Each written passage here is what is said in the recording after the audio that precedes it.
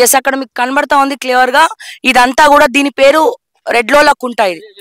So అందుకే అనుకుంటా బహుశా మరి కొండారెడ్డిపల్లిలో ఉన్నటువంటి రెడ్డి ఈ కుంటలోకి వచ్చి మరి ఈ రెడ్లోల కుంటలో ఇల్లు ఒక మంచి అద్భుతమైనటువంటి ఇల్లు కట్టిండు. సో నేను ఇక్కడ ఏమీ కూడా జిమ్మిక్కులు చేయట్లే, నేను ఏమీ కూడా మ్యాజిక్కులు చేయట్లే. మీకు తెలుసు శ్రావ్య ఎప్పుడైనా ఏ పార్టీ అయినా ఏ లీడర్ అయినా నీతిగా నిజాయితీగా క్వశ్చన్ చేయడం తప్ప, ప్రజల పక్షాన మాట్లాడడం తప్ప నాకు వేరే ఏం తెలియదు. అయితే ఇక్కడ ముఖ్యంగా మనం మాట్లాడాలంటే ఇదంతా కూడా రెడ్లోల కుంట, ఇదంతా కూడా రెడ్లోల కుంట మీకు క్లియర్ గా కనబడతా ఉంది. అండ్ ఇదంతా కూడా ఇక్కడ సైడ్ ఇదంతా కూడా రెడ్లోల కుంట ఇదంతా. సో ఇక్కడ ఇదంతా కూడా చెరువు. ఇది రెడ్లోల కుంట చెరువు. మీకు క్లియర్ గా ఈ చెట్లని చూసినా ఈ వాతావరణాన్ని చూసినా ఇదంతా కూడా రెడ్లోల కుంట చెరువు అని చెప్పి మీకు క్లియర్ గా అర్థమవుతుంది. అయితే అది రెడ్లోల కుంటలో రెడ్డి వారి ఇల్లు మీరు చూడొచ్చు. ఇది రెడ్లోల కుంటలో రెడ్డి గారి ఇల్లు, మన అనుముల రేవంత్ రెడ్డి గారి ఇల్లు. సో అక్కడ ఈ కుంటలో కట్టడం జరిగింది. అయితే ఇప్పుడు నేను అడిగే క్వశ్చన్ ఏంటంటే మరి నోటీసులు ముఖ్యమంత్రి రేవంత్ రెడ్డి గారికి కూడా నోటీసులు పోతాయా? ఇప్పుడు విపరీతం ఎట్లయిపోయిందనంటే అసలు కంటే కొసరోళ్ళది ఎక్కువైపోయింది. ఎవరిది ఏ ట్యూబో తెలుస్తలేదు మాకు. ఇక ఆ ట్యూబ్లో ఎక్కడికంటే అక్కడికి వెళ్ళిపోయి ఏది పడితే అది మాట్లాడితే అక్కడ ఉన్న ప్రజలు ఏమన్నా అంటే చూసిరా జర్నలిస్టుల మీద దాడి అని. జర్నలిస్ట్ అనే పదానికి డెఫినేషన్ ఏందో మీరు డిసైడ్ చేయండి. మేము ఎవరిని జర్నలిస్ట్గా చూడాలో మీరు చెప్పండి.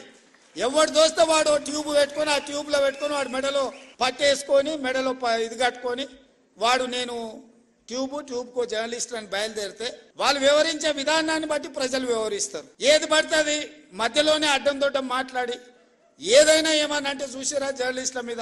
ఎస్ అక్కడ మీకు కనబడతా ఉంది క్లియర్ గా. ఇదంతా కూడా దీని పేరు రెడ్లోల కుంట ఇది.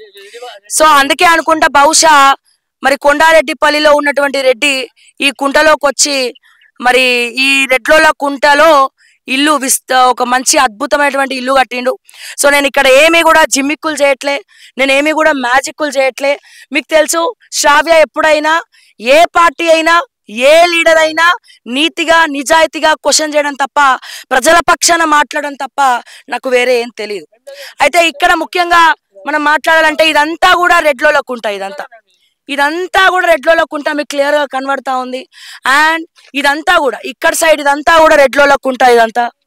సో ఇక్కడ ఇదంతా కూడా చెరువు. ఇది రెడ్లోల కుంట చెరువు. మీకు క్లియర్ గా ఈ చెట్లని చూసినా ఈ వాతావరణాన్ని చూసినా ఇదంతా కూడా రెడ్లోల కుంట చెరువు అని చెప్పి మీకు క్లియర్ గా అర్థమవుతుంది. అయితే అది రెడ్లోల కుంటలో రెడ్డి వారి ఇల్లు మీరు చూడొచ్చు. ఇది రెడ్లోల కుంటలో రెడ్డి గారి ఇల్లు, మన అనుముల రేవంత్ రెడ్డి గారి ఇల్లు. సో అక్కడ ఈ కుంటలో కట్టడం జరిగింది. అయితే ఇప్పుడు నేను అడిగే క్వశ్చన్ ఏంటంటే మరి నోటీసులు ముఖ్యమంత్రి రేవంత్ రెడ్డి గారికి కూడా నోటీసులు పోతాయా? ఇప్పుడు విపరీతం ఎట్లయిపోయిందనంటే అసలు కంటే కొసరోళ్ళది ఎక్కువైపోయింది. ఎవరిది ఏ ట్యూబో తెలుస్తలేదు మాకు. ఇక ఆ ట్యూబ్లో ఎక్కడికంటే అక్కడికి వెళ్ళిపోయి ఏది పడితే అది మాట్లాడితే అక్కడ ఉన్న ప్రజలు ఏమన్నా అంటే చూసిరా జర్నలిస్టుల మీద దాడి అని. జర్నలిస్ట్ అనే పదానికి డెఫినేషన్ ఏందో మీరు డిసైడ్ చేయండి. మేము ఎవరిని జర్నలిస్ట్గా చూడాలో మీరు చెప్పండి.